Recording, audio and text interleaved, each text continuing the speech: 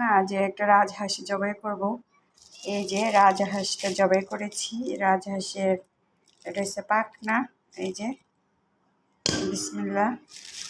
তারপরে এটা হচ্ছে একটা অংশ বাজার থেকে কেটে নিয়ে আসছি এটাকে। এই যে হচ্ছে একটা অংশ করে, এটা হচ্ছে আরেকটা অংশ রাজহাঁসের, বিশাল বড় একটা রাজহাঁস। তারপরে